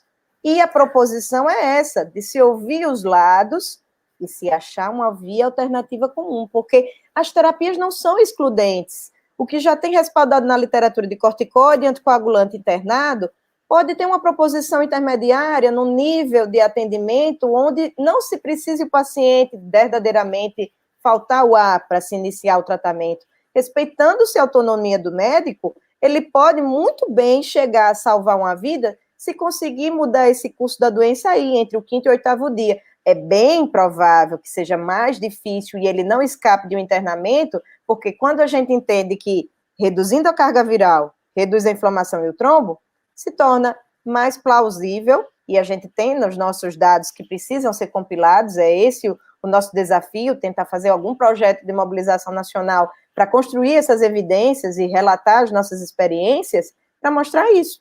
A gente só tem que sentar, parar de salvar vidas e trabalhar e construir essas evidências e mostrar para os nossos gestores, mas todos são bem-vindos. Tá. Então, antes da senhora responder a segunda, que é se muda ou não alguma coisa com o novo ministro, eu quero lhe fazer uma pergunta no meio dessa... Eu não tenho bola de cristal, Carlos. Tá, então tá, doutora. Mas já respondi, todos são bem-vindos. Ele acabou de chegar. Perfeito. Doutora... É muito precoce para a gente colocar qualquer pressão, como fizeram agora também com o ministro Pazuello, com toda essa questão da investigação da pandemia, da CPI. É preciso acabar com essas guerras e essas armas, de se chegar de uma forma de enfrentamento. A gente precisa de consenso, conciliação. Então, doutora, eu trabalho muito com consenso, com terceira alternativa, com uma nova alternativa. No meu trabalho de treinador de líderes, eu uso exatamente essa abordagem. Mas teve alguma coisa, no decorrer desses meus 20 anos de carreira, teve algo que eu aprendi com muita evidência. Tem gente que não quer as evidências, que não quer saber das evidências. E vocês está dizendo isso para mim? Pois é, doutora. Tá. A história mostra que as pessoas que não fizeram um bom trabalho tiveram que sair ou que não responderam às expectativas. O tempo dirá. Tá, eu estou fazendo o meu trabalho. Eu não sou gestora, eu sou médica. E o papel, eu espero, da população, porque quem tem que lutar pelo tratamento é ela, pela proposição da via da democracia. Perfeito. Mas, doutora, as evidências existem. Me chamem e eu discuto as evidências. Tá, mas quando a pessoa que vai discutir evidência com a senhora não quiser aceitar a sua evidência? Eu não posso obrigá-la. Agora, o gestor precisa ouvir os dois lados e a população precisa fazer a sua voz ser vá. Né? Eu gostei. Vocês estão dando exemplo. Eu não preciso esperar por um órgão federal. Se cada município fizer sua parte, essa guerra está ganha. O recado está dado. Perfeito. Santa Maria, Cerro, Rancho Queimado, Porto Feliz, Porto Seguro, todo mundo aí, Limeira, Chapecó. Só precisa que a população se mobilize e lute pelos seus direitos. Ninguém está obrigando ninguém a prescrever, ninguém está obrigando ninguém a tomar, mas há respaldo na literatura. Se chamar, a gente chama para discutir as evidências. Temos, não só eu, estou muito sobrecarregada, mas diversos colegas aí para ajudar nisso. Mas, de fato, só depende da população. Enquanto ela se mantiver apática e esperando cair de cima de um governo federal, estadual ou municipal, a gente não vai sair do canto. Perfeito. Doutora, como eu disse, a gente está se encaminhando para o final. Tem duas perguntas que para mim são importantes, né? A senhora tem noção de quantas pessoas foram curadas até hoje no Brasil? É fácil ver, tem no site do Covid Brasil. E, a princípio, a última vez que eu chequei agora pela manhã, eram 12 milhões, de 14 milhões infectados, o que fazia 89% da população com recuperação. E isso é digno de nota que se indica que é o primeiro lugar do mundo. Perfeito. Porque você tem que comparar porcentagem populacional. Exato. Não é assim? Não números absolutos. A estatística é a arte de distorcer e manipular os números para dizer o que você quer. Perfeito. Da mesma forma, quando eu comparo mortalidade nos Estados Unidos por Covid e mortalidade no Brasil, quem vai ser campeão?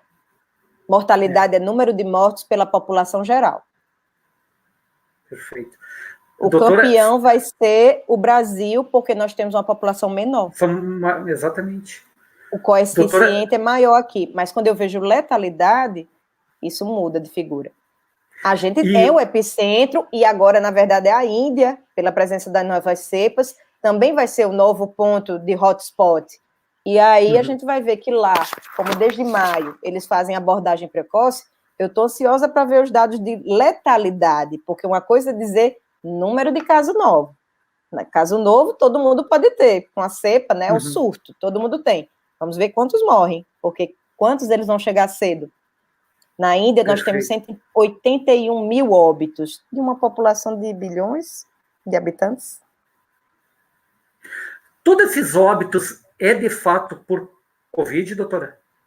Não, a gente tem que ter uma noção que existe o óbito direto e o óbito indireto. O que eu acabei de comentar, tem gente que morre nas primeiras 14, 15 dias de internamento, é um óbito direto, geralmente por tromboembolismo, e com 30 dias, em geral, é por uma infecção hospitalar associada ao pós-Covid, as complicações da Covid.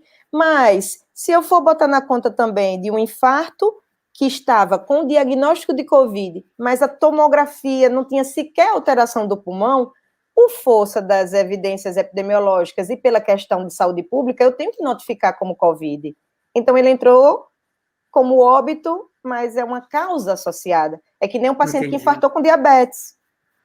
Mas aí é difícil de você fazer isso, tem que estratificar e fazer o que a gente chama de estudo de mortalidade por causa direta e indireta. É mais complicado, a gente só vai saber disso aí com os 4 anos de análise estatística. E a depender de quem registrou. Perfeito. Hoje no Brasil, a taxa de mortalidade por Covid, a senhora tem uma noção ou não? Agora, nesse exato momento, eu não chequei, mas a gente tem uma noção que a nossa letalidade, que é isso que eu estou dizendo, não é mortalidade. Vamos entender.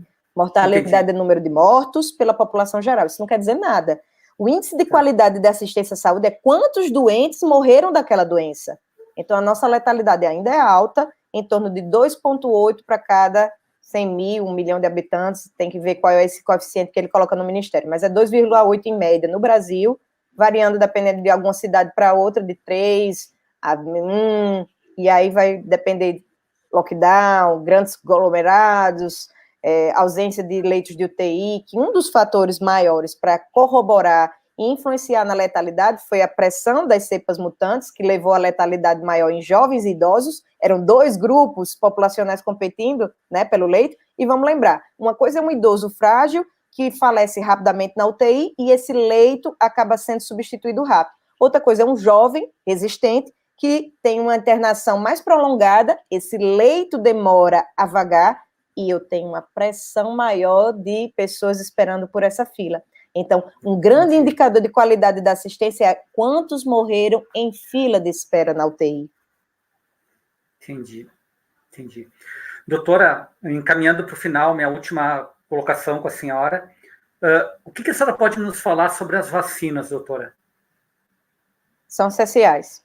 Toda pandemia é um desafio de saúde pública, a gente quer trazer para a população, né, essa esperança, mas eu não concordo com essa visão idílica, sonho de quimera para nova passaporte de realidade, voltando à nossa antiga realidade, com as vacinas. A gente tem que ter muito pé no chão. São realidades distintas. A gente tem na tecnologia de vacinas um grande aliado por ter sido acelerado, mas, por outro lado, ainda é um estudo de vida real. A fase 3, que é aquela fase controlada de 1.000, 10.000, 20.000 pacientes, ela tem um lado muito homogêneo, né? Eu coloco lá tantos pacientes de um lado com o mesmo perfil de idade e comorbidades e outro do mesmo perfil. Num eu dou vacina, no outro é desafiado com placebo, e a gente acompanha para ver, né, quantos vão desenvolver anticorpos neutralizantes ou não.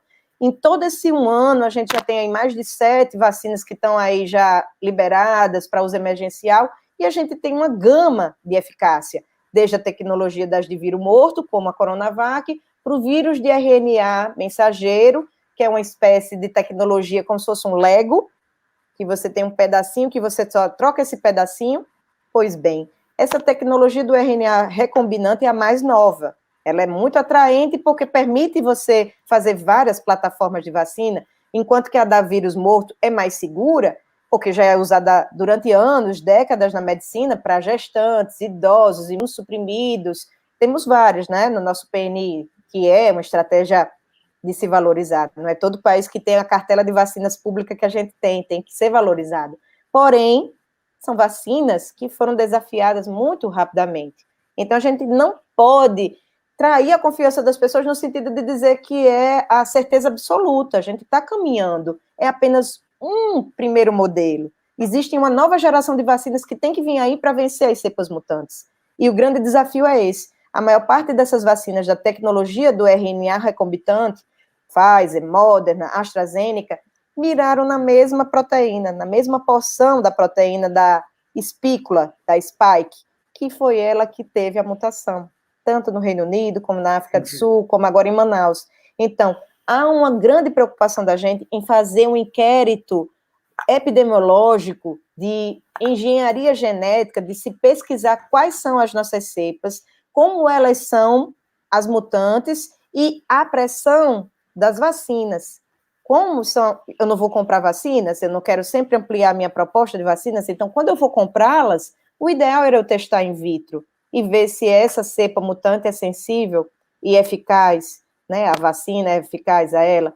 Como estratégia de saúde pública, com o erário público, isso seria o mais, né, mais eficaz, mais custo efetivo, porque eu não posso comprometer um grande orçamento bilionário com vacinas que podem ser pouco eficazes. Então, mais do que liberar para a autonomia de empresas privadas ou estados e municípios fazerem consórcios e comprar, vamos estudar as vacinas que tem aí disponíveis no mundo todo, no nosso perfil populacional. Por que é tão importante a gente usar a da Pfizer, a da Moderna, ou, enfim, as que podem ter sido testadas aqui? A Anvisa tem que ser valorizada porque ela libera, principalmente, vacinas que foram testadas em território nacional na nossa genética populacional. Isso é muito importante. Não adianta só dizer o FDA liberou, a Gamaleia na Rússia liberou, o Reino Unido, na EMA, né, a Sociedade Europeia lá de Liberação de Medicamentos liberou. Nosso indivíduo populacional tem uma característica genética distinta. Aí vão colocar na conta da pressa, mas a pressa é inimiga da perfeição. A gente tem outras que estão aí, e a grande vantagem do Brasil frente aos outros países é que a gente vai se tornar um parque tecnológico autossuficiente. Como até Índia, novembro. Bélgica, como Índia, Bélgica e Estados Unidos, nós seremos um polo exportador de vacina. Biobanguinhos e Fiocruz vão dar o recado para o mundo inteiro. E talvez nós seremos os dadivosos que fornecerão a estratégia para os países de low-come, né, industry. Os países hoje estão numa grande... ninguém ouve isso na mídia, mas o OMS está puxando a orelha da comunidade europeia pela falta da oferta de vacinas, exatamente porque eles não se preocuparam em montar parques tecnológicos e terceirizaram na Índia, nos Estados Unidos, na Bélgica e nesses outros países, e estão reféns do COVAX, que fez esse grande consórcio, que é muito bem-vindo, né, de financiamento para acelerar as pesquisas, mas que fatiou o bolo para todo mundo. E a conta não fecha. E aí os Estados Unidos que produziu, reservou as deles. O Brasil que vai produzir, tem os dela. Então, nós estamos em 4º lugar no mundo por uma razão, em vacinação. E atingiremos essa marca muito mais rápido do que a Inglaterra, que, por sinal, já fomos, né, já ultrapassamos ela, e que começou, né, frente de todo mundo, ainda em dezembro, liberando a Pfizer lá. Então, eu tenho muitas boas esperanças para vacinas, sempre com aquela ressalva de que a gente tem que ter uma farmacovigilância, exatamente porque é nesse estudo de vida real em que um controle de 2 mil, 10 mil, 20 mil se torna milhões, e aquilo que era raro vai começar a aparecer. Por isso a importância de verificar quantos apresentaram reação adversa, leve ou grave, quantos adoeceram após a primeira, segunda dose, se adoeceram de forma leve ou grave, se adoeceram de forma grave, morreram ou se recuperaram, porque são esses indicadores que vão nos mostrar os dados de vida real, a despeito do que está na literatura dos artigos científicos e ensaios controlados. Perfeito. Doutora, eu fiquei extremamente satisfeito. A senhora atendeu todas as minhas expectativas com relação às perguntas que eu vinha buscando e tentando entender, que ainda não tinha entendido. A senhora esclareceu para mim, e tenho certeza que para a nossa audiência também a senhora esclareceu. Eu gostaria que a senhora fizesse, então, agora as suas considerações finais, né? E depois eu faço as minhas considerações finais. Eu só peço a Deus paz e serenidade para trabalhar em paz, para que as pessoas parem com essa narrativa midiática e parem de dar audiência a esses jornalistas rasos, parciais, politizados. Quando você viu uma manchete classificando um médico, ou qualquer pessoa que seja, como um adjetivo, político tal, a nova cloroquina, os medicamentos agora são assim, colocados nessa pauta. A gente vê a qualidade do jornalismo do Brasil. E a dar a qualidade da nossa imprensa, busquem cada vez mais conhecimento. Leiam inglês, francês. Hoje o mundo de tradutores que a gente tem disponível eletrônico nos permite uma biblioteca de Alexandria além. E sem contar que o Google tem um algoritmo de busca que quando você coloca uma busca com, por exemplo, censorship, né, censura, hidroxicloroquina, Facebook. Eu fiz isso no meu post. Convido a todos para ver esse meu post lá no Instagram. Eu fiz uma busca pelo Google e pelo DuckDuckGo, Duck de pato, pato vá. É um outro buscador menos, né, conhecido. É completamente diferente as notícias elencadas, e todo mundo sabe disso. Quem entende de TI, eu não entendo, mas fui ler um pouco a respeito, o próprio site de buscas, ele é um site criado para o mercado. Então, se você paga um determinado valor, ou a depender da plataforma editorial desse site de busca, ou desse plataforma de vídeo, ela vai editorializar, censurando ou priorizando sites e notícias negativas, deletérias, falaciosas, imprecisas e jocosas. Apenas isso. Vamos buscar a liberdade da informação. Não vamos ser ovelha, né, de notícias, né, ficar aí à mercê da tradução, do questionamento. E eu recomendo isso, que as pessoas possam buscar o conhecimento e ser verdadeiramente questionadoras. Eu fui ensinada na minha faculdade assim, na minha escola, e não me arrependo. Isso não é falta de respeito com professores, é apenas não se valer com argumentos de autoridade e verdades absolutas. Perfeito. E se por acaso a nossa audiência aqui quiser olhar e assistir outros jornalistas, não tem problema, mas olhe também os canais da doutora Roberta. Vai lá que você vai aprender e vai desenvolver o seu pensamento ou até mesmo a sua atitude crítica com relação ao que você viu num dos canais e o que viu no canal da doutora Roberta. O Instagram da doutora Roberta é @dra.roberta.lacerda. É só se inscrever lá se começar a seguir ela lá e se inscrever no canal da doutora Roberta no YouTube. Doutora, eu vou fazer as minhas considerações finais e vou agradecer a senhora. E me vem muito na mente agora aquele filme de Hollywood, o Titanic, que a hora que estava afundando, tinha aquela banda que continuava tocando. Né? Alguns falam que a banda nem via que estava morrendo e ia acabar sendo sugada para dentro do mar. Eu quero ser aqueles caras da banda. Eu quero continuar tocando, eu quero continuar lutando. Enquanto eu tiver saúde, enquanto eu tiver inteiro, eu quero continuar sendo que nem aquele pessoal da banda.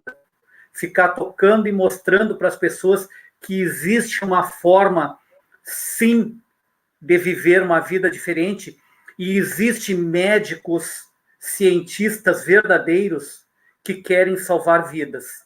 Então, eu agradeço toda a nossa audiência, especialmente a senhora, doutora, por toda a atenção que a senhora nos deu aqui, nos ensinou aqui de forma brilhante, de forma didática, que a gente conseguiu compreender perfeitamente. Então, agradeço do fundo do meu coração a sua participação aqui junto com a gente. Obrigado, Muito obrigada. Doutora. Eu agradeço imensamente e só posso dizer que vocês são um exemplo para o Brasil. É dentro dos municípios, é dentro de cada um de nós que a gente faz a mudança. A gente só precisa acreditar na força que a gente tem. Obrigado, doutora. Obrigada e boa noite. Boa noite. Tudo de bom aí. Tudo de bom.